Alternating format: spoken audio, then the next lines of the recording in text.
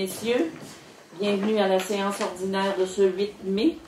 Je déclare la séance ouverte, donc en présence de Mme Lison Huard, notre greffière adjointe, et Mme Gina Lheureux, qui est absente pour la séance aujourd'hui. Le projet d'ordre du jour, nous verrons donc au point 3 le procès-verbal, qui était celui de la dernière séance du 10 avril dernier. Au point 4, dans mes messages, le mois de mai, mois de l'arbre et des forêts. À 4.2, les reconnaissances pour le prix Rachel Saint-Louis. Et à 4.3, l'éco-centre de Portneuf-sur-Mer. Au point 5, en développement économique, je vous ferai le suivi de quelques dossiers. Au point 6, en développement culturel et communautaire, ce sera le rapport de la conseillère Mme Simard. En urbanisme et mise en valeur, au point 7, le rapport du conseiller Mario Desbiens, suivi du rapport des permis de rénovation et de construction. Au point 8, en sécurité publique, le rapport du conseiller M. Richard Foster. Au point 9, en transport, le rapport de M. Foster, et ce sera suivi d'une réparation de la pompe de la station de pompage 1.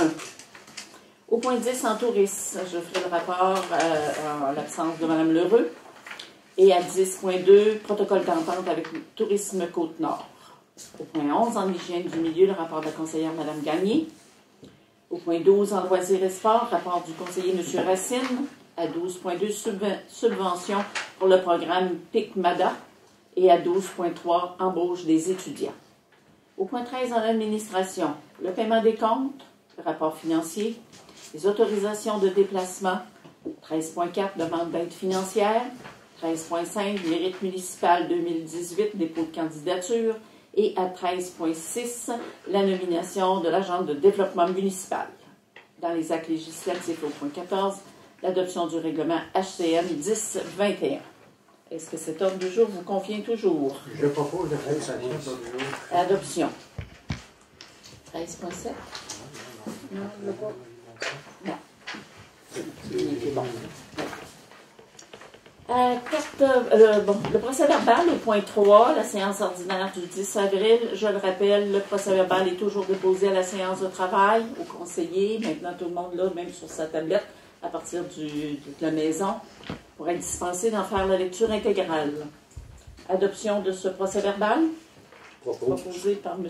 Foster. Dans mes messages, à 4.1, le mois de mai et le mois de l'arbre et des forêts. Alors, le ministère des Forêts, de la Faune et des Parcs nous invite à célébrer le mois de mai, mois des forêts, mois de l'arbre, en rappelant, puis je pense que Forestville se le rappelle, c'est dans notre nom, c'est notre propre implantation, hein, c'est nos racines. Donc, en rappelant que c'est une ressource importante, que ce soit dans le travail, dans les loisirs ou dans les milliers de produits dérivés de l'arbre. Cette troisième édition, cette année, est sous le thème « Fait de bois ». Et pour nous, notre activité, nous avons demandé au ministère de nous donner 400 plants d'arbres. Donc, on devrait recevoir 200 plants d'érable à sucre et 200 plants de bouleau jaune pour les citoyens, okay? Pour que ce soit transplanté, évidemment, sur les propriétés résidentielles. Hein? C'est pas...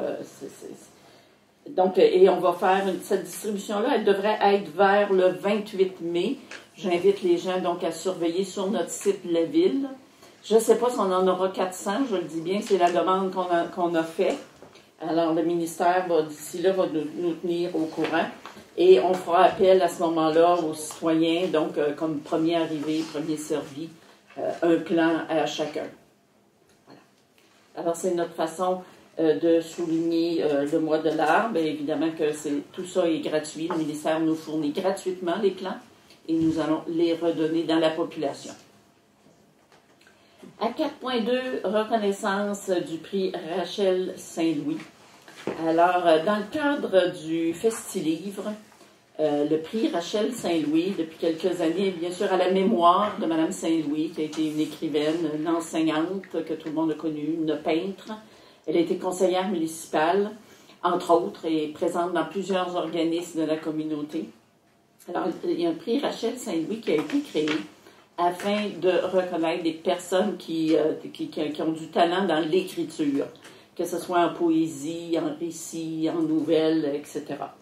Et la Ville, donc, s'associe à ce prix, Rachel Saint-Louis, pour souligner les gagnants de l'édition de cette année.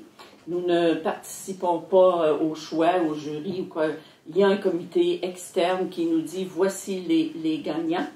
Alors, cette année, il y a 3 prix et un prix coup de cœur. Alors, et nous allons donc, je dirais, leur poster, parce que c'est ça notre production. Je vais le mettre comme ça. Parce que c'est des gens de l'extérieur qui ont gagné. Alors, le premier prix va à M. Laurent Dussault de La Chute. Monsieur Dussault, dans sa profession, c'est un technicien en bâtiment. Et dans sa présentation de CV, on nous dit que sa conjointe, qui était écrivaine, qui lui a suggéré de vraiment d'écrire, parce qu'il semble-t-il qu'il lui écrivait de très belles lettres d'amour avant leur mariage. Alors, M. Dussault a fait un poème qui s'appelle « Le guerrier né de la mort ». Alors, c'est un monsieur de La Chute. Nous allons donc lui faire parvenir son certificat de reconnaissance. Le deuxième prix va à Mme Marie-Josée Drolet de Lac-Kenogami. Son écrit a le titre de « Paradoxale nuit ». Donc, Mme Drolette donc, est du Saguenay. C'est une enseignante en français, en langue et en littérature qui s'est retraitée depuis peu. Et il semblerait que toute sa vie, elle a écrit des poèmes, même au primaire, elle en apportait à son enseignante. Elle a une 50aine de poèmes qu'elle songe à publier, donc à ce jour. Le troisième prix, M. Noël Tremblay, un monsieur donc, de Chicoutimi, qui, depuis une dizaine d'années, a déjà produit 6 livres. Et le prix coup de cœur a été décerné à Mme Diane Bourget de La Terrière, une artiste qu'on décrit comme multidisciplinaire parce qu'elle enseigne les arts plastiques, le fleurisme, la peinture, l'écriture et j'en passe. Alors, il nous fait plaisir d'honorer le nom de Rachel Saint-Louis et de remettre donc ces certificats de reconnaissance à ces 4 personnes dans le cadre du Festilif.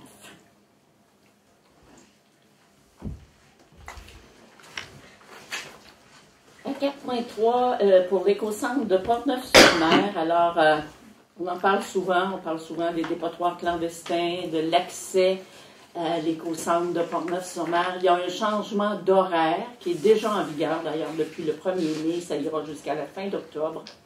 Donc, la MRC a conclu de changer l'horaire pour en faciliter l'accès. Je m'explique. L'éco-centre était ouvert à partir de 11 heures le matin. Beaucoup de commentaires ont été acheminés à la MRC comme de quoi c'était trop tard. Que ce soit pour des entrepreneurs, que ce soit quand il y a des travaux qui se font à la maison, à 11 heures dans l'avant-midi, c'était pas satisfaisant pour la plupart des utilisateurs. De plus, donc, c'était fermé le mardi.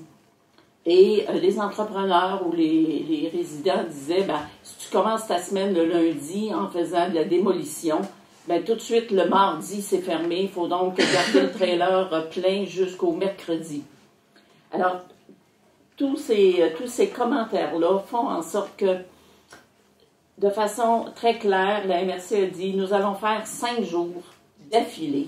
Donc, mardi, mercredi, jeudi, vendredi, samedi, 5 jours d'affilée, toujours sur le même horaire, à partir de 9h30 le matin, jusqu'à 16h, pour que les gens enregistrent que c'est ça la séquence. Il n'y a pas un congé dans le milieu de la semaine. Donc, le dimanche et le lundi, c'est fermé. C'est plutôt rare que le dimanche, durant l'été, en tout cas, certains peut-être que oui, on en aurait besoin, mais l'achalandage est beaucoup plus dans le milieu de la semaine. Donc, du mardi au samedi inclus, de 9h30 à 16h, la nouvelle horaire jusqu'au 31 octobre. C'est bien sûr que c'est à l'essai. Si c'est concluant, ça se répétera. On essaie d'améliorer l'accès pour que les gens, c'est très très près, quelques kilomètres. Il n'y a pas de raison que ce soit des dépotoirs clandestins, c'est à proximité, puis il faut vraiment sensibiliser les gens pour que ça soit à l'éco-centre. On rappelle que c'est gratuit, voilà, totalement. Donc, sans frais pour les résidents. Pour les commerçants, ils ont droit à 5 visites sans frais, donc quand même de 10 mètres cubes, fait que ça fait bien le travail. C'est pas les ordures ménagères, hein, on n'amène pas les ordures ménagères, c'est pas là que ça va. Puis quand les usagers rentrent, ben, les matériaux doivent être triés sur place. Il y a un préposé qui guide pour que les choses soient bien placées dans les casiers. On en parlait avant la réunion. C'est bien fait, vous êtes bien accompagnés. Donc, il faut utiliser cette infrastructure-là, puis que chacun est responsable aussi d'en parler dans son environnement. Le faire connaître, inciter les gens, la sensibilisation, ça vient de chacun des citoyens. Fait que c'est un bel effort de fait au niveau de l'accès. J'espère que ça va porter fruit. Voilà. Au point 5, en développement économique, je voudrais quand même vous faire le suivi des grands dossiers qu'on vous a parlé. L'inspection du quai, c'est ces jours-ci, on est dedans. Il faut absolument procéder rapidement. Je vous rappelle, le projet, c'est de mettre à jour l'étude qui avait été faite il y a quelques années dans le cadre de la stratégie maritime pour aller chercher le financement pour la réfection du quai. Nos données, le ministère demande vraiment qu'on fasse une mise à jour. Alors, c'est quand même, ça peut se faire de façon très brève, là, mais on a besoin d'une mise à niveau des données de notre étude. Au niveau de l'aéroport, ça va être fortement achalandé et on en est très heureux.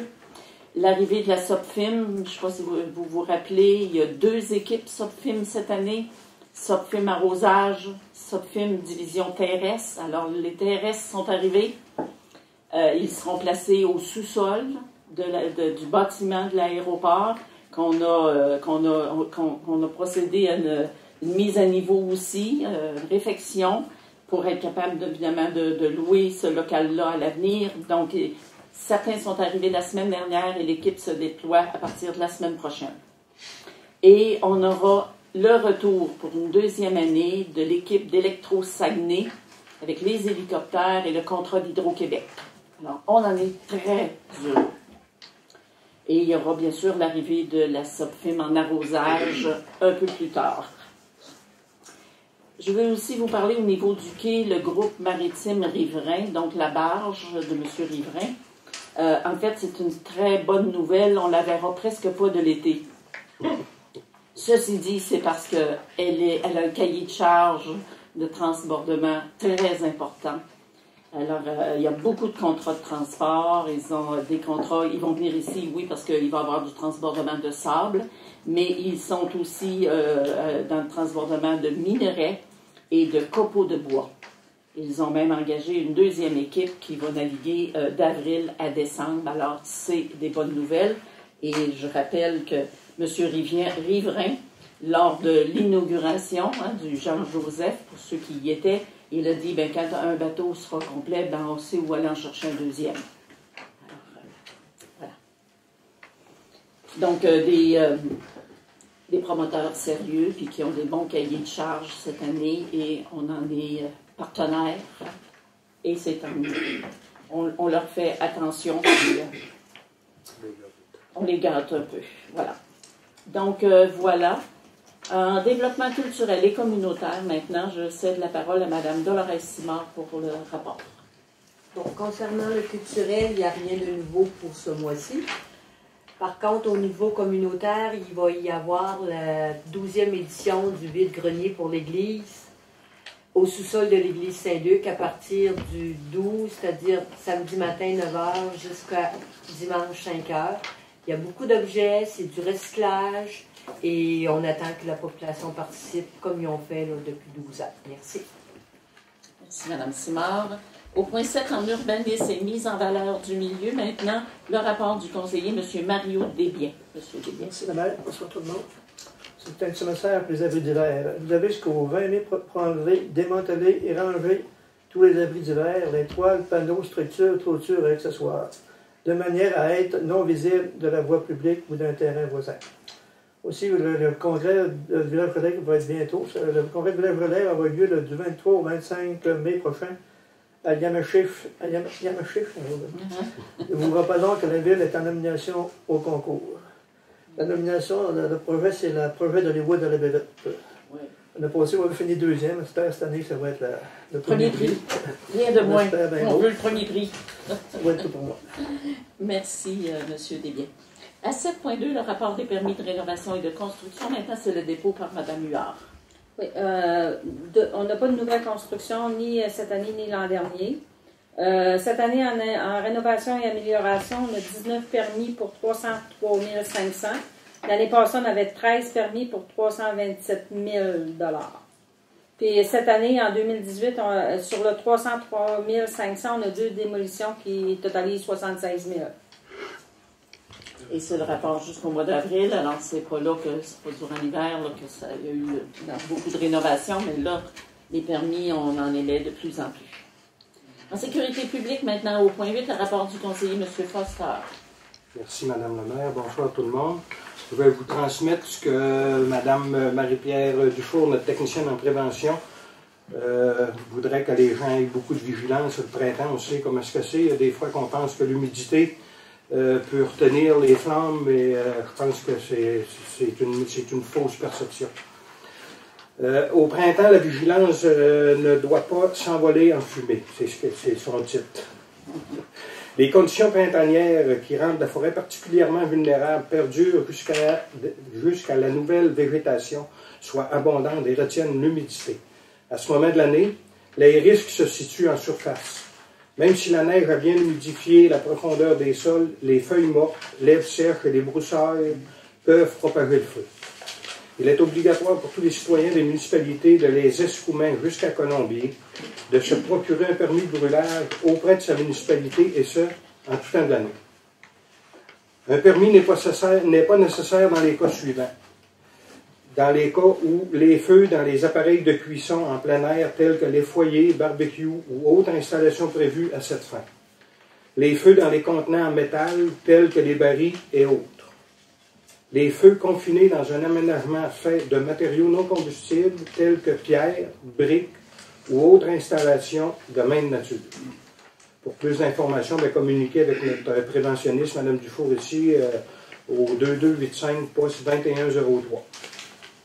C'est ça, dans le doute, là, Ouais. appelez, puis elle va vous guider. On va poursuivre au point 9, M. Foster, si vous voulez bien, en transport par votre rapport. C'est juste pour vous rappeler, vous avez dû vous apercevoir depuis la semaine passée que le contracteur sur la première avenue a recommencé les travaux. Ils ont tout installé les poteaux de lumière qui vont éclairer la piste cyclable. À partir de demain ou jeudi au plus tard, ils vont installer les têtes, les lumières. Puis le tout devrait être complété, asphalte compris sur la première avenue au 1er juin. S'il y en a qui s'aperçoivent qu'au 31 mai, c'est pas fait, vous viendrez me le dire. Moi, je vais savoir où aller et je vais savoir quoi faire. On vous en va savoir aussi. On espère que ça ne prendra pas tout ce temps-là parce qu'on a hâte que ça soit complété parce que on avait dit qu'on ferait l'asphalte au printemps pour laisser le temps à la terre de bouger puis vous devez vous apercevoir si vous passez sur la première avenue que c'est pour ça qu'on n'a pas fait l'asphalte l'an passé parce que l'asphalte neuve aurait été brisée. On devrait avoir de l'asphalte neuve pour une bonne secousse. C'est tout, Mme la maire. Merci, M. Foster. À 9.2, maintenant, une résolution pour la réparation d'une pompe à la station de pompage 1. Donc, c'est d'accepter l'offre de service du 19 avril dernier de Delon Service pour la fourniture d'une pièce qui est un l'empaleur pour la pompe de la station de pompage SP1, celle de la première avenue, au montant de 4 114,70 sous plus taxes applicables. Et il est résolu de prendre les sommes nécessaires à même le budget régulier d'opération. Par résolution pour cette dépense, M. Foster. Merci. Au point 10, au niveau du tourisme maintenant, à l'absence de Mme Lheureux, en fait, des bonnes nouvelles pour le camping de la Baie-Verte. Alors, les travaux d'eau usée réalisés par Excavation Savard doivent être terminés d'ici la fin du mois. Il est là, présent, hein, il commence à s'installer. Le camping est accessible à compter du 28 mai et les réservations pourront se faire à compter de mardi 22 mai à 8 heures. Et on est dans cette séquence-là. Tout nous porte à croire que les dates vont être respectées. Même chose pour le musée La Petite Anglicane, même date, donc début le 28 mai, ouvert tous les jours de 9h à 18h, toujours entrée gratuite, visite guidée par M. Éric Lévesque et une autre personne en remplacement. Les visites sont d'environ 1 heure et de mai jusqu'au mois d'août. Puis je fais un message spécial parce que beaucoup des citoyens de Forestville n'ont jamais mis les pieds dans ce musée et entendu la présentation de M. Lévesque. Donc, je fais appel aux citoyens aussi. C'est pas un musée juste pour les visiteurs, c'est l'histoire de Forestville et je vous invite à prendre une petite heure pour aller rencontrer Éric Lévesque et voir toute sa présentation. Il n'y a que des éloges des gens qui le rencontrent. Alors, amenez votre visite, une petite heure en bas de la côte. Puis, l'accès est tout à fait gratuit. On va poursuivre à 10.2 par le protocole d'entente. Alors, nous avons un protocole d'entente avec Tourisme Côte-Nord. Attendu que Tourisme Côte-Nord-Manicouagan est responsable d'assurer la qualité des services d'accueil et d'information touristique sur l'ensemble de la Côte-Nord. Attendu que la Ville de Forestville travaille au développement, la production et à l'accueil touristique dans notre secteur. Attendu que les deux parties considèrent la structure du réseau d'accueil Côte-Nord comme essentielle et incontournable pour le développement et la promotion de l'accueil touristique de la région. Il est donc résolu de m'autoriser à signer le protocole d'entente pour la saison 2018 avec Tourisme Côte-Nord-Manicouagan en ce qui concerne le bureau d'accueil de Forestville. Madame Gagné. En hygiène du milieu, donc, Madame Gagné, je vous laisse le micro pour le rapport de votre secteur d'activité. Merci, Madame la maire. La collecte des encombrants, c'est le 14 mai prochain qu'aura lieu la collecte des encombrants pour les résidents de Forestville. Vous pourrez vous départir des objets volumineux qui ne seront pas ramassés dans le cadre de la collecte régulière des ordures ou de recyclage. Cette collecte s'adresse aux usagers du secteur résidentiel et commercial et pour une limite de 4 mètres cubes seulement. Les encombrants sont des matières résiduelles d'origine domestique qui ne peuvent être déposées dans les bacs verts en raison de leur grosseur, notamment les meubles, les appareils électroménagers, réservoirs d'eau chaude, matelas, portes et fenêtres, accessoires de jardin, ainsi que les douches, lavabos, cuvettes, tapis et couvre-planchers. Ça doit être roulé. Les filtres et pompes de piscine, toiles de plastique roulées également. Il est à noter que les débris de construction, de rénovation et de démolition, les pneus ainsi que les matériaux d'excavation en vrac, par exemple la brique et l'asphalte, ne seront pas ramassés lors de cette collecte. Ces matières doivent plutôt être déposées à l'éco-centre de Portneuf-sur-Mer. Quant aux résidus dangereux, les contenants de peinture et d'huile, de pesticides, les piles, ainsi que les produits électroniques tels que les téléviseurs et les ordinateurs, doivent être apportés aux éco-centres ou au garage municipal situé au 1-2e avenue ici à Forestville.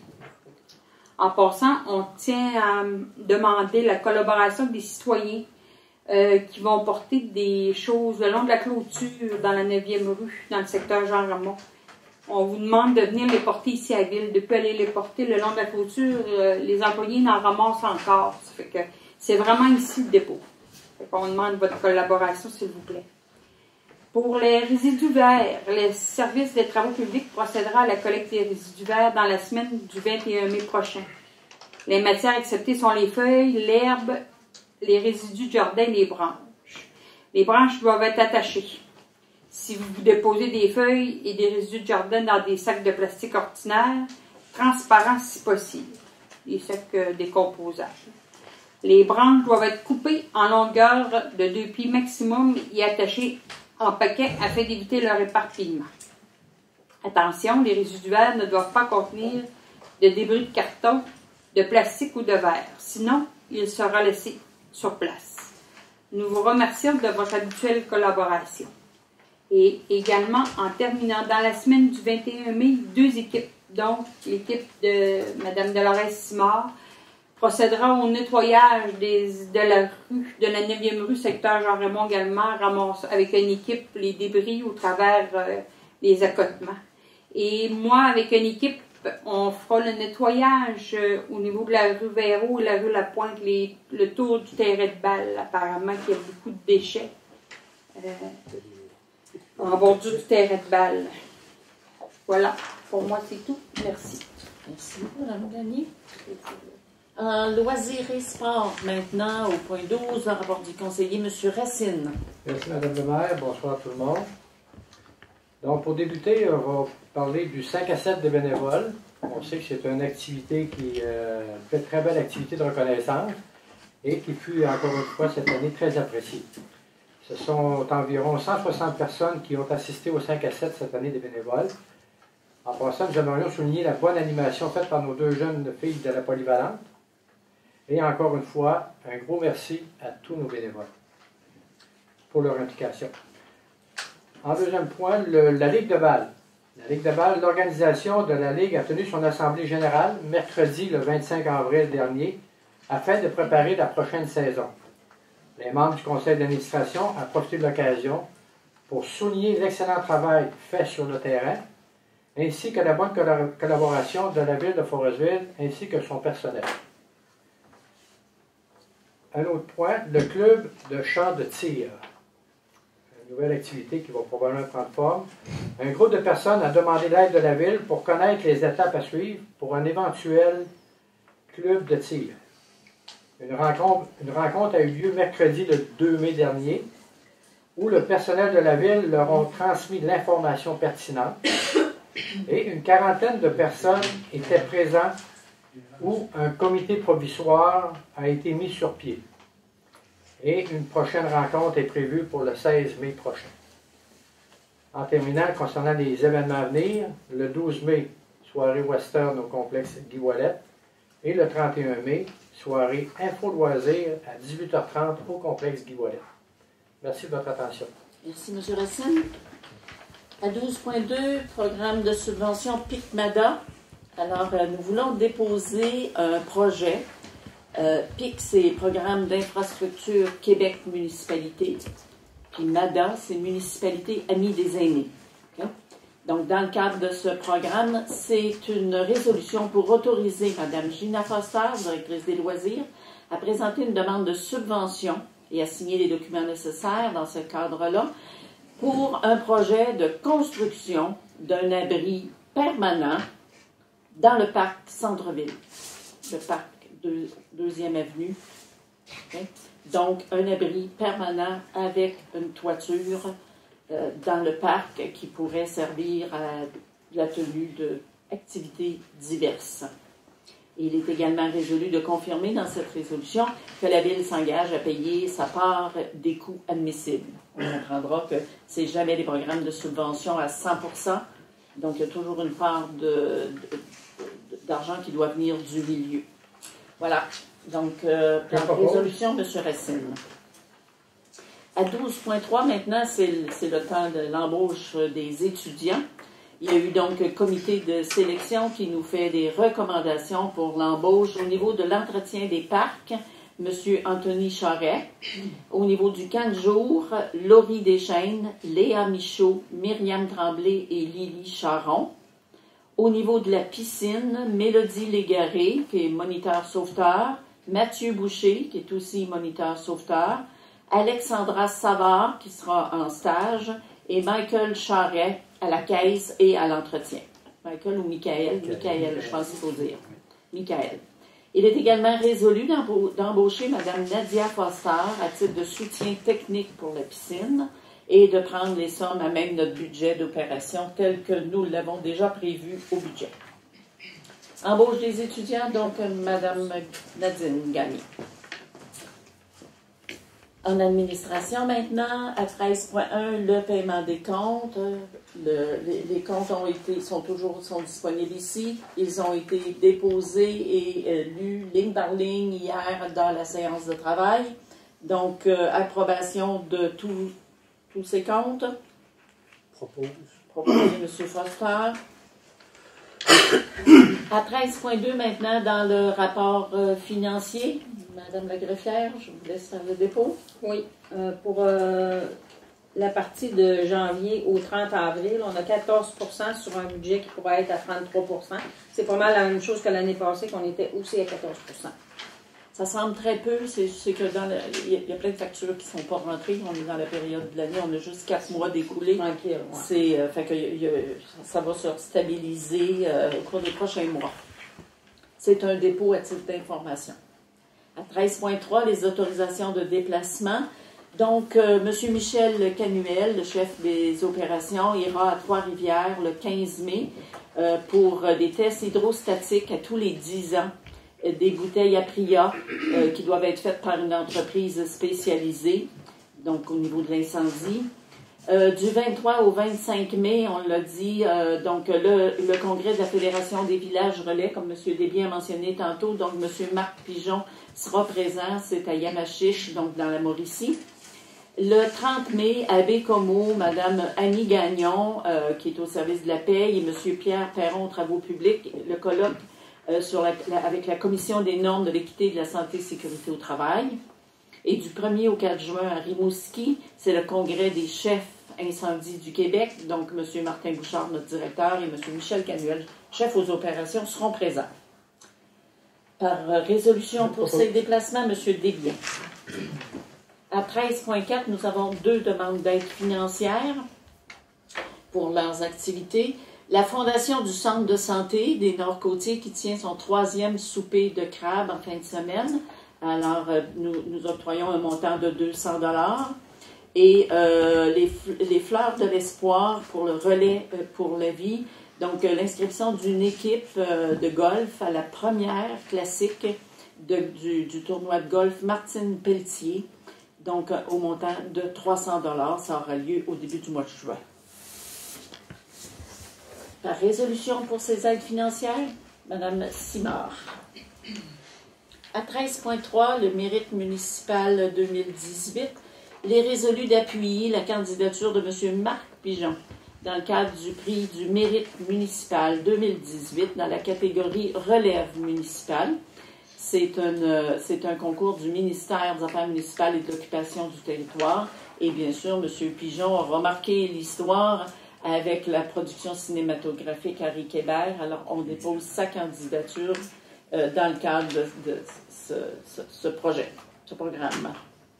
Par résolution, Je propose. M. Desbiens. À 13.6, une nomination. Donc, il est résolu d'accepter la recommandation du comité de sélection et d'engager Mme Joanie Michaud-Gaudreau à titre d'agente de développement municipal, dont la date de référence sera le 28 mai prochain. Il est également résolu de m'autoriser, de même que Mme la greffière adjointe, à signer le contrat à intervenir avec celle-ci, dont les conditions et modalités seront inscrites. On se rappellera que Mme Peggy Bourquelette avait quitté son poste en direction de Bécomo. Mme Joanie Michaud-Gaudreau, donc, est embauchée. Elle sera avec nous à compter du 28 prochain. Oui, une résidente de Forestville qui travaille à Colombier présentement. Par résolution, Mme Gagné. Dans les actes législatifs maintenant, le règlement HCN 1021, je ne sais pas si vous vous rappelez, on avait fait un avis de motion qui avait été donné par Mme Gagné à la séance du 10 avril. Attendu qu'une copie du règlement a été déposée dans les délais de l'article 356 de la loi sur les cités et villes, les membres l'ont reçu et l'ont lu. Et attendu que la mairesse, je dois mentionner que ce règlement a pour but d'assurer la sécurité et la tranquillité des endroits publics et qui va permettre aussi aux policiers d'intervenir sur le territoire de la ville de Forestville. Ce règlement a pour titre donc HCN 1021, c'est donc un règlement de toutes les municipalités de la MRC Haute-Côte-Nord relatif à la sécurité, la paix et l'ordre. On se rappellera Oui. On se rappellera la demande de Tadoussac et la demande de Sacré-Cœur, la demande de Tadoussac du côté des dunes et L'Anse de Roche à Sacré-Cœur, qui de plus en plus est utilisée par des perturbateurs davantage que par des villégiateurs. Et les municipalités veulent préserver ces endroits-là. Donc, le règlement le permettra l'intervention policière si nécessaire. On espère que ça sera pas nécessaire, mais donc dans toutes les municipalités, il y a des endroits publics de ce type-là que nous souhaitons donc tous ensemble aussi les garder attractifs et les protéger. Proposé par Mme Simard, si j'avais bien entendu. Oui, merci beaucoup. Ceci met fin au sujet à l'ordre du jour. Donc, on va suivre avec la période de questions. Madame Kennedy, oui, dans un premier temps. J'étais pas là à la dernière réunion, Madame Anctil, donc peut-être, à titre de suivi, peut-être que ma question va vous apparaître redondante. Au niveau du fameux rapport Raymond Chabot, oui. Est-ce que ça demeure toujours de la gestion interne? Oui. Est-ce que ça, on sera pas, le public ne pourra pas accéder aux informations, aux recommandations? Non. C'est okay. Rien de changé. C'est sans appel? C'est le nom de nos pays. C'est la loi. OK, c'est la réglementation. Ce que je peux vous assurer quand même, sans voir le rapport, c'est que nous avons pris état de ce rapport-là. Et je l'avais mentionné ici, beaucoup d'éléments concernent davantage des processus et des procédures à l'interne. Et nous avons déjà avancé beaucoup dans les, je dirais, dans les modifications qu'on devait faire. Il y en a encore sur la table de travail, mais c'est en cours et okay. Toutes les recommandations sont suivies à la lettre. OK, d'accord. Autre sujet, au niveau du remplacement à la direction générale, où est-ce que vous en êtes dans les... On est dans les entrevues. OK. On a des candidatures, on est dans des entrevues. On en a fait la semaine dernière et il y en a encore de prévu la semaine prochaine. D'accord. On est plusieurs municipalités à l'heure actuelle du Québec. Il y en a aussi sur la Côte-Nord, là, mais qui sont aussi en recrutement. Alors, la pénurie de main-d'œuvre et les exigences d'un tel poste, évidemment, font en sorte qu'on est prudent, on est vigilant. On est accompagné par la firme BBB Alma, donc on le dit rapidement BBB, là, mais c'est Bourassa Bellemare Brodeur, et par M. Laurent Imbeau, qui est de la firme Léran Expert Conseil, qui travaille avec nous donc depuis déjà plusieurs mois au niveau des ressources humaines, conventions collectives, négos, etc. Donc ces deux personnes-là nous accompagnent dans les entrevues et dans toute la procédure. D'accord. D'autres questions pour moi, merci. Mesdames et messieurs, est-ce qu'il y a des questions dans la salle? Oui, madame. Oui, moi, je veux savoir que la route à Paul-B, comment ça va marcher? Ça peut-tu attendre le dégel pour que ça marche la route? Ah oui, c'est sûr qu'il faut attendre le dégel, là, parce que surtout à Paul-B, là, dans le sable, là, oui, on a prévu au budget, il y a 2 ponceaux, il y a les arbres aussi, chaque côté, qu'on veut faire de l'élagage, tout ça, effectivement. Puis, on est en train d'identifier les endroits au niveau de l'asphaltage, mais vous comprenez que là, la neige tend à disparaître de jour en jour. Le dégel, évidemment, il faut laisser dégeler le sol. Puis après ça, on va se déployer pour corriger. C'est vraiment magané. Tout à fait d'accord avec vous. Voilà. Mais on vous assure qu'on va travailler à Paul B, c'est prévu, puis je pense bien qu'on va le prévoir dans tous les budgets d'année en année. Okay. Mais il faut travailler à faire des ponceaux, premièrement, pour stabiliser. Parce que juste le chemin, juste à côté de chez nous, ouais. Avant d'arriver chez nous, il est à côté de chez Rodrigue, c'est l'enfer. C'est fendu dans le milieu de la rue. On est tout à fait conscient de ça. Il y a des craques qui sont profondes. Puis il y a aussi pour les grosses vidanges, là. J'ai appelé et on m'a dit qu'il avait retardé d'une semaine parce qu'il y avait trop de neige. Ça se pourrait-tu? Non, c'est les risques d'hiver qui ont été retardés d'une semaine. Ils devaient être la semaine prochaine, puis on va les mettre juste le 21. Et pour les encombrants, ça commence la semaine prochaine. OK, c'est bien beau. Ouais. Les dates qu'on vous a données tantôt, là, c'est vraiment, les bonnes dates. OK, merci. Oui, madame. Moi, j'avais une question. Vu qu'on sait que notre chemin est magané beaucoup, il y a des lumières qui ont été enlevées. Mais quand quelqu'un va aller prendre des marches, là, cette heure, le soir, tu peux plus voir. Puis si, mettons, tu tombes, ben... Mais pourquoi qu'ils l'ont enlevé, cette lumière-là? De quelle lumière? Le Canuel. Où ce M. Canuel était le... Où est-ce qu'il y a eu la grosse saisie de drogue, là? Mais la lumière qu'il y avait là, Ils ont pété leur là... gueule. Ouais, c'est ça. Non, pas de voir. M. Canuel. Léonard Canuel, là, tout ça. Bon, cette lumière-là, le monde aimait prendre des marques. Mais là, pourquoi cette lumière-là a été enlevée?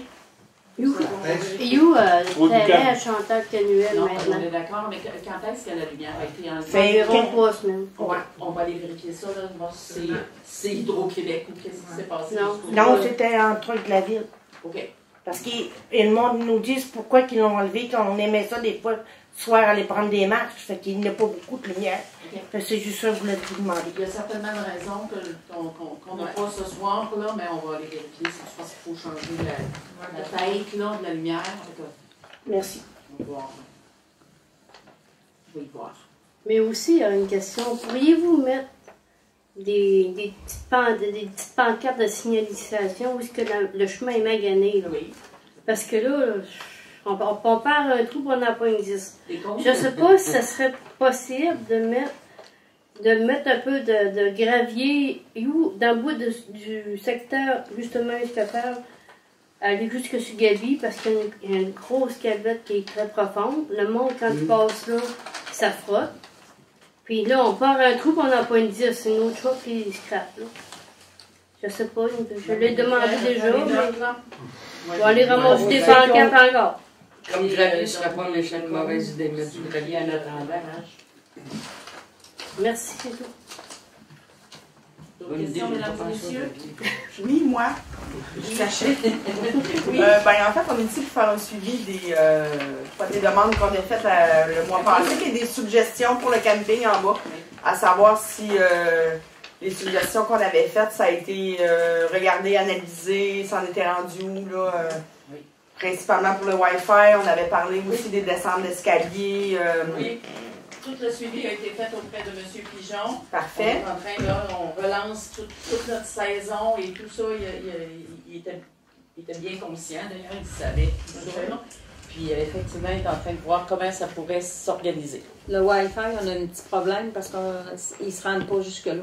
TELUS ne se rend pas jusque-là puis ils ne veulent pas aller plus loin que où ils sont présentement.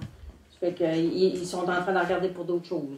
Mais ils n'ont pas Internet dans la cabane? Là? Oui, mais c'est pas assez fort pour toutes les roulottes. Vous ne pourriez pas l'avoir partout, là. Okay. Parce qu'eux autres, ils l'ont, puis si on donne accès, là, ça va planter, c'est pas assez fort. Okay. C'est juste un petit... ouais. OK. C'est bon. Mais il est en train de regarder ça. Parfait. Deuxième petite chose, je voulais savoir, chez nous, à 7e Avenue, l'été, c'est fermé, ils mettent des pancartes cul-de-sac. D'habitude, ça fonctionne avec la fermeture du curling, avec l'ouverture là, pour la saison d'hiver. Je ne sais pas si c'est prévu sous peu de fermer. Ça fait quand même 2 semaines que le curling n'est plus là, puis ça n'a toujours pas été fermé. Oui. Il y a quand même quelques enfants dans la rue. Oui, moi, je finis ça la semaine passée. Aujourd'hui, le tournoi de curling des marchés. Non, ça fait 2 semaines, je pense. Il était fermé, Oui, d'accord.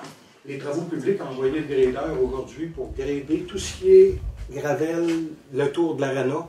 Okay. Puis, vous devez savoir que quand on arrive au bout de la 7e avenue, là, il y a un trou qui se ramasse un lac. Là. Ben, c'est pour ça, là, ils ont tout rempli ce trou-là. Fait que ça donnait rien de boucher la rue parce qu'il aurait été obligé d'enlever des blocs de ciment pareil. Fait que ça devrait se faire, j'ai bien l'impression, là, aussitôt qu'ils vont avoir fini de travailler alentour, là, d'après moi, ils vont remettre les blocs ici. Parfait. Ils vont fermer. Merci. D'autres questions? Vous êtes levés tous les deux ensemble. Allez-y, M. Harvey. Vas-y, moi. Bon, on va commencer par... moi, parce que je me promène beaucoup à pied. Hein. Là, tout le monde vient de me parler. M. Harvey va dire des choses par la 9e, la 5e, la 5e. Puis ben, d'autres rues, ce qu'on voit sur Internet, c'est pas trop catholique, là, mais t'es comme. avec votre fameux jouet HCN 1021, hein? C'est-tu prévu, cela, là, que vous allez faire de quoi pour empêcher le monde de passer trop vite? De faire crisser les pneus? Je le sais, vous... Non, c'est juste parce qu'on en a discuté longuement hier au conseil. On regarde toutes sortes de possibilités. OK? Bon, bien sûr, on avait des dos d'angle. Il y a eu quelques années de dos d'angle. Là, présentement, on a des rues qui en demandent. Il y a des rues qui n'en veulent pas. Il y a des gens qui en veulent en face de chez eux. Il y a des gens qui disent « ôtez ça de devant de chez nous ». Fait que toute l'histoire des dos d'angle, on en a parlé hier. Il y a aussi d'autres moyens qu'on a regardés, mais on trouve que c'est très dispendieux. Peut-être que vous avez vu dans certains villages, là, quand vous passez, là, il y a un panneau électronique qui donne la vitesse à laquelle vous allez. Est-ce que ça sensibilise vraiment les gens à freiner? On n'est pas sûr. Ils savent la vitesse, mais ils l'ont aussi dans leur voiture. Fait que bon. Alors, on n'est pas sûr que c'est très, très efficace. Le règlement permet, bien sûr, à la Sûreté du Québec d'arrêter et de donner des contraventions. Est-ce qu'on sera rendu là? Voilà, on est dans cette réflexion-là au niveau de la circulation. Voilà. Mon beau-frère est à Chicoutimi, il est changé de place, OK, là? Oui. On va vous dire de quoi, là? Un dos d'angle, j'ai connu ça, là. Oui. Parce que j'ai manqué me passer à la face dans le windshield. Oui. J'en ai vu un vrai dos d'angle, là. Oui. Je ne savais pas que c'était un dos d'angle. Je regardais en avant de moi à un moment donné, le bateau. Faut en être sûr, c'était pas un dos de minet comme vous avez ici, c'était un dos d'angle, un vrai dos, là. Mais même dans les dos d'angle qu'on a installés... c'est pas rien, ça, là. Le monde passe plus vite, c'est tout. Il y a un citoyen qui était venu me dire, oui, des fois, les gros pick-up, ils passent plus vite, puis ils ne sentent pas sur leur suspension, merci. J'ai pas mon cours de plan mécanique. Mais il y a aussi des citoyens qui sont venus dire, les pick-up, ils ont tous dans leur boîte des morceaux de fer ou des morceaux de toutes sortes de choses, et quand ils passent par-dessus, oui, il y a le camion qui passe, mais il y a aussi tout ce qu'il y a dans la boîte qui sonne tout le temps. Tu sais, c'est que des citoyens qui disaient c'est pas une trop bonne idée vos dos d'angle, ça fait un bruit d'enfer jour et nuit. Alors, tu sais, il faut qu'on ait on a une bonne réflexion actuellement en cours à la table du conseil par rapport à ça. Moi, je vous disais ça parce que les madames sortent avec les enfants dehors, ils prennent l'autobus scolaire. Que, moi, je passe en même temps que l'autobus scolaire. C'est ça. Deuxième question. Et si vous trouvez de très bonnes solutions? Il n'y a pas de solution, madame. Parce que M. Foster me l'a donné la semaine passée, c'est la solution. Il n'y a pas de solution. J'ai été élevé avec moi, là, j'ai été élevé avec le père, hein. Le fils suit le père. Moi, ce que je pense, c'est qu'il n'y a pas juste une solution. Je pense qu'il y a certains gestes à poser un peu partout dans la ville. Il y a des places, peut-être qu'effectivement, c'est le dos d'angle, mais le dos d'angle, avec le modèle de rue qu'on a, on a l'asphalte. Alors, si on met ça là, ils font le tour, chaque côté, par le gravier. Ah, ben, ça ne donne pas grand-chose comme moyen. C'est même dangereux à ce moment-là, parce qu'ils veulent aller empiéter sur le terrain privé. Mais à certains endroits, ça a fait le travail, les dos d'angle. On ne se le cachera pas, il y a des rues qui veulent l'avoir à nouveau, année après année, parce qu'effectivement, ça leur ralentit leur monde. Fait que, mais c'est la sensibilisation. Et si la sensibilisation ne fonctionne pas, mais il y a la répression de la Sûreté du Québec aussi. Alors, c'est tout ce que notre besoin. La Sûreté du Québec, qui vient faire son tour au moins de temps en temps. Oui. Je l'ai vu passer d'ailleurs dans la rue chez nous. Il a fait un saut.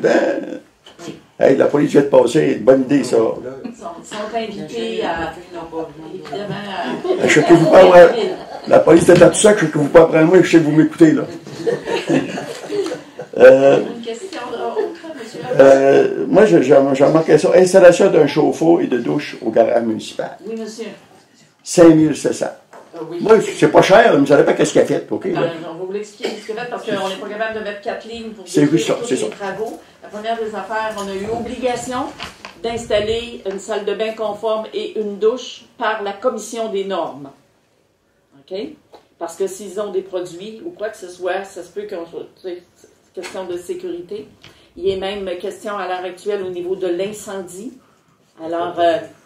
là aussi, les normes, la commission nous exige au niveau des douches. Alors, l'installation sera dans le garage, sauf que en allant faire débuter les travaux, ben, ça a été plus complexe parce qu'il y a des murs qui ont été ouverts. Il y avait du vieux filage électrique datant de beaucoup avant nous. Et on a fait faire le ménage dans les installations par la même occasion, autant en électricité qu'en plomberie dans le garage. Fait que, vous le voyez sur salle de bain, mais c'est beaucoup plus que ça. C'est de la réfection au niveau du garage pour de la conformité, autant électrique que plomberie. Je voulais juste avoir de l'information, parce que oui, j'ai une grosse salle de douche aussi, là. 2-3 personnes dedans. Une pour les femmes, puis une pour les gars aussi. C'est pas tout à fait ça. On a des pompiers femmes, des pompiers... C'est la commission des normes, évidemment. Qui, non, c'est bon. Merci. Voilà. Question de santé-sécurité. Question de santé-sécurité. Je peux y aller? Allez-y, monsieur. Pour répondre un peu à M. Harvey, j'ai rencontré la Sûreté du Québec après d'avoir demandé à Mme Anctil qu'est-ce qu'on pouvait faire justement pour les personnes qui faisaient crisser leurs pneus n'importe quelle heure, n'importe quel temps, surtout que ça commence vers le 10. Fait qu'il reste 3 jours. Là. Je pense qu'ils vont sortir bientôt. Là. Fait qu'ils descendent dans la côte, ils startent du reculon, ils repartent d'avant, ils font des... Fait qu'à 2-3 heures du matin, c'est un peu harassant. Je pourrais même dire, je viens en beau voile vert. Fait que j'ai rencontré la Sûreté du Québec. On veut faire aussi une pétition en bas de la côte. On va essayer de la monter, puis il dit que ça va aider, etc. Fait qu'on travaille là-dessus. Puis j'ai besoin de ton aide pour ça aussi, hein, mon Claude? Fait que ça c'est dit. Je aimerais aussi répondre un petit peu à la question qu'elle a posée pour le hi-fi. Il y a aussi les jeux. Pour les enfants, il y avait d'autres questions, les jeux pour adultes, etc., etc. Je viens de commencer lundi, on travaille sur ces sujets-là, on va essayer de trouver des solutions en espérant la trouver. Mais on travaille beaucoup là-dessus. Je voudrais parler des arbres que vous avez parlé à la première intervention. Je ne suis pas biologiste, mais j'en connais un petit peu ces arbres-là. L'érable à sucre pousse dans la zone 4-5. On est dans la zone 3. Ils vont vivre quelques jours, quelques années, mais avec la température qu'on a, en bas de la côte, on réussit à avoir un 3B, ce qui est un petit peu plus chaud. Mais je pense pas que ces sortes d'arbres-là sont bien choisis pour la ville. Pour le bouleau à écorce jaune, qu'on appelle merisier, ce qui est le symbole d'ailleurs du Québec, en fin d'arbre feuillu. Oui, il en pousse, mais dans des vallons protégés. Fait qu'on peut parler plus dans le coin de Chicoutimi ou dans le Saguenay. Fait que c'est encore une zone presque 4. 3B, 4. Fait que je sais pas.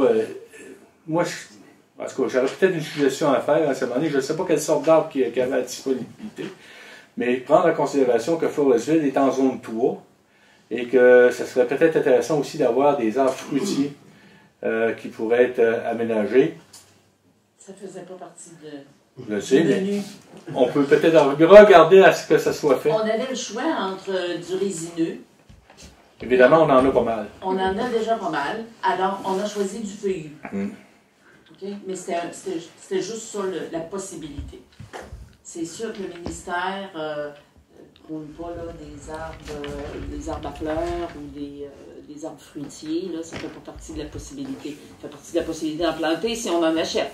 Mais dans cette commande pour le mois de l'arbre fournie par le ministère, c'était très clair. C'est soit on était à l'épinette ou on était au feuillu. Alors, on a opté pour les feuillus. Mon intervention est surtout pour vous dire qu'on est dans zone 3, que ces arbres-là ne poussent pas dans zone 3. Mais le ministère nous dit qu'on... Ben, si on trouvait des nouvelles espèces où ils ont fait des OGM avec, là, peut-être. Pour le reste, je ne suis pas sûr. Pour le transport au bateau, est-ce que c'est possible d'avoir une intervention sérieuse avec... Le bateau, le traversier? Non, le bateau de sable. Exactement, comme vous dites. Il y a les camionneurs qui vont là, qui se déchargent. Il y en a qui font très attention de ne pas claquer leurs panneaux. Je sais que le camping est dans un réseau industriel. C'est faisable de vider son camion sans faire un bruit ou un vacarme, surtout la nuit. Il n'y a rien qui fait qu'une poussière de sauve va empêcher de rentabiliser le camion. Là. Je pense que le civisme devrait être un peu plus appliqué à ce niveau-là. Est-ce que c'est possible de rencontrer les camionneurs ou ceux qui les engagent, je ne sais pas quelle firme que c'est, pour leur spécifier que là, ça devrait se terminer là. D'avoir du bruit comme ça pour absolument rien. Les habitudes, ça change, puis je pense qu'il pourrait améliorer la qualité de vie des campeurs à Forestville. C'est certain qu'on peut faire un appel à tous. Puis moi, je vous dirais, les utilisateurs, si jamais la situation n'est pas changée, n'est pas respectée, revenez aussi sur des situations précises. Ça pourra nous aider à intervenir. On peut faire un appel à tous. Oui. Mais s'il y a des situations à déclarer, n'hésitez pas à venir le faire. Mais est-ce qu'on peut considérer qu'on va avoir une intervention de la municipalité à ce niveau-là pour dire aux camionneurs de faire attention, de respecter les gens autour d'eux? Oui, on va faire un appel à tous, mais s'il y a des situations problématiques, parce que quand on fait un appel à tous, il y en a qui ne seront pas concernés. Hein? Mais s'il y a des situations problématiques avec un camion X, je veux aussi celui-là le savoir. Parce qu'à ce moment-là, on fera une intervention ciblée. Mais oui, ça pourrait être intéressant. C'est ça, mais il faut le savoir pour être capable d'intervenir sur la bonne personne. C'est sûr que là, on cible tout le monde, tous les camionneurs. On sait que ce n'est pas tous les camionneurs. Voilà. Si on peut cibler, tant mieux. Puis vous avez raison, la participation de tout le monde peut aider. S'il y a des problèmes, vous venez nous dire au moment où ça se passe. Les camions sont tous identifiés. Oui, c'est ça, c'est facile. Oui, mais la nuit, c'est dur d'aller voir le numéro du camion, vous dire, hey, c'est toi, mon chose. On peut toujours savoir qui est en fonction, quelle nuit. Avec la date, là. Ils ont leur registre. Parfait, bonne idée.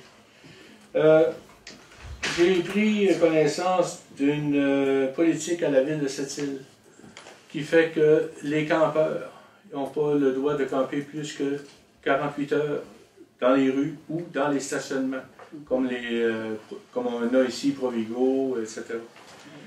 En même temps, ils n'ont pas le droit non plus d'ouvrir leur side-out à ce moment-là et d'habiter dans leur campeur. Ils ont le droit de stationner pour 48 heures, mais pas plus. C'est pas utilisation. L'an passé, on a fait l'expérience avec le film de voir le quai de Forestville qui servait à mettre des campeurs. Il y avait des campeurs, des roulottes de service, etc. Il y aurait peut-être possibilité je lance ça comme ça, d'avoir une politique semblable à Forestville, parce que c'est très choquant d'arriver à gérer un camping. Des fois, on a des places de libre, des fois, on n'a plus de place. Puis d'avoir du monde qui sont un peu partout sur le territoire, sur le Belvédère en haut, ou bien donc chez Provigo, qui ne payent pas pour se stationner. Je suggérais que si on pourrait avoir cet espace-là, que ce soit avec une pancarte disant qu'ils n'ont pas le droit de stationner dans la ville, avec l'entente avec Provigo naturellement, et que c'est faisable, et qu'on leur mettrait une pancarte en disant qu'il y a un stationnement en bas pour ça, à des frais soit de zéro ou soit un frais minime, parce que même si on des campeurs à 1 million, ils n'ont pas les moyens de payer 5$ de stationnement pour la nuit. Donc, si c'est possible de faire une chose comme ça, qu'on pourrait développer une alternative, on n'aurait pas tous ces campeurs-là qui traîneraient un peu partout, puis on aurait un camping qui pourrait se remplir dans les périodes où il en a besoin. J'ai pas vu beaucoup, M. Tremblay, un nombre de monde qui était là des semaines de temps non plus, là, chez Provigo. À moins que je n'ai pas passé au bon moment. Tramor, Provigo, c'est pas des semaines pour la plupart. Tu sais 48 heures. 48 heures, c'est la réglementation que Sept-Îles a fait. Oui. Parce qu'il y avait ce problème-là aussi. Ouais. Mais comme on vous dit, c'est 48 heures de stationnement et non pas d'utilisation. Si vous stationnez et vous utilisez, vous faites vos side-out, c'est plus la même chose. Ouais. OK? Mais ce qu'on veut dire par là, c'est qu'il y en a beaucoup qui vont sur le quai actuellement, qui se stationnent là pour la nuit. Il n'y a pas de lumière, il n'y a pas d'eau, il n'y a pas rien, il n'y a aucun service. Moi, j'ai une liste de numéros de licence que j'ai pris, que j'ai rencontré beaucoup de personnes. On a pris une liste au camping parce qu'on avait toujours ces personnes-là. C'est injuste aussi pour les campeurs qui payent pour la nuit, durant que les autres se parquent à peu près à 200 mètres à côté puis qui ne payent rien. Je veux pas ils ont le droit avec leurs campeurs de faire quelque chose, mais il y aurait peut-être moyen de trouver une solution à ce niveau-là. Puis que si la ville prend une résolution en disant, écoutez, on accepte certaines choses, mais pas d'autres, ou il y a une alternative qu'on pourrait créer à ce niveau-là. Vous comprenez la situation.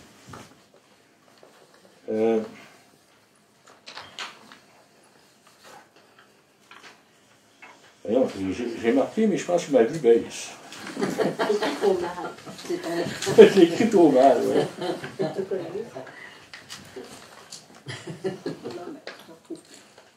Ça va? Juste une petite question. Le nombre d'arbres que vous allez donner par personne, c'est un arbre. La réserve-nous érable pour nous autres. On est dans le 3B, selon M. Rosset, on est correct. J'ai dit à M. Harvey, je le répète, j'ai demandé 400. Je ne sais pas le nombre qui nous sera livré, mais j'espère faire 400 heureux. Donc, merci beaucoup, Madame. J'ai juste quelque chose. On avait parlé que le site Internet ne fonctionnait plus pour le camping. On n'était plus capable d'aller voir les terrains et tout. Là. Oui. Puis là, ben, on réserve bientôt les places, oui. les emplacements, puis ça ne fonctionne toujours pas. Ah, non, ça serait fun que ça soit fonctionnel, au moins qu'on puisse faire les réservations. Ouais, regarder les emplacements. Je vais m'en occuper demain. Tout notre système. Tantôt, quand on parlait que TELUS ne se rendait pas là, on n'était pas rendu avec Cogeco. C'est du Cogeco qui est en bas, c'était juste. Il n'y a pas eu des changements à ce niveau-là. Il faut qu'on voit voit à la dernière TELUS. C'est toutes les lignes téléphoniques appartiennent à TELUS, c'est toujours qui était sur le territoire. OK. C'est Cogeco qui utilise les lignes de TELUS. OK, fait que ça revient Mais est-ce que ce serait possible de mettre Esplanade? Oui, mais là, on parle de système satellite. Oui, mais on parle pour l'Internet, pour eux. On va vérifier qu'ils sont en train de vérifier ça. On va faire avec TELUS. Puis TELUS, là, moi, on nous a adressé une lettre. Je ne sais pas, vous vous rappelez sûrement, Mme Ovington, là, il y avait des questions il y a quelques années pour la desserte de Paul B. Et là, on a aussi des gens tout au long de la 385, là, soit que ce soit des chalets ou des résidents. Donc, j'ai redressé il y a 2 semaines, Mme Huard, 2 semaines, une lettre pour rencontrer TELUS, son département de développement des affaires, parce qu'il y a de plus en plus de monde dans l'arrière-pays. Vous voyez le problème en bas. Et je leur ai dit dans la lettre, c'est vos clients. Puis la desserte que vous avez sur le territoire est vraiment très, très variable. Et les gens ont des appareils, mais ils ne sont pas capables de s'en servir. Alors, je souhaite vraiment avoir une rencontre avec les dirigeants de TELUS pour voir comment on peut améliorer la desserte du territoire. Si c'est de mettre une tour répétitrice à quelque part, je ne sais pas. C'est leur département qui vont nous le dire, mais on a une démarche, on a une demande de rencontre qui leur a été adressée pour toutes ces situations-là. On n'a rien là-dessus. Justement, la 3 semaines, j'ai communiqué avec TELUS. Ils m'ont dit que ça prenait une proposition de l'hôtel de ville, vous l'avez fait. Okay. Et puis, ils nous ont dit que tous ceux-là qui étaient de la population de Paul Bay, vu que c'était pas avant 2020, peut-être la possibilité d'emmener l'Internet parce que le chemin était trop long. On l'a, l'Internet, c'est mis de base du début. Mais ce que l'autre, ils veulent, c'est qu'il y ait plus de population, que le monde fasse la demande, que tout le monde de Paul Bay fasse la demande à TELUS. Même la 385 qui appelle à TELUS pour qu'il fasse la demande personnellement. Je vais parler au-dessus d'honneur avec la personne en question. Moi, ce que je vous confirme, c'est que nous avons fait une démarche politique. Merci beaucoup. Pour, il y a 3 situations, là, camping, Paul B, route 385, donc dans un tout, le développement des affaires sur le territoire de Forestier. Je vous en remercie. On est là. Merci. On attend des nouvelles d'eux quand même, mais on ne les laissera pas. Juste un petit renseignement, moi, que je vais vous dire pour connaître tout ça. Oui. Les réserves indiennes, ils ont, eux autres. Ils sont arrivés, le gouvernement du Canada ou du Québec, ils ont dit, les réserves indiennes, mettez-les sur la fibre optique. Ils l'ont mis sur la fibre optique. Puis, l'autre information, Internet haute vitesse arrête. La TV HD arrête, pour moi, avoir 3-4 poches HD de fil, là, ça arrête chez moi. L'autre côté de la rue, ils l'ont pas. Ah non, non, pas, ça arrête chez moi. Après ça, l'autre bord, ils l'ont pas. Hey, t'as des contacts en temps. Donc, ceci met fin à la rencontre de ce soir. Fermeture par résolution proposée, M. Racine. Merci beaucoup, mesdames et messieurs. C'est toujours un rendez-vous le 2e mardi du mois. Merci.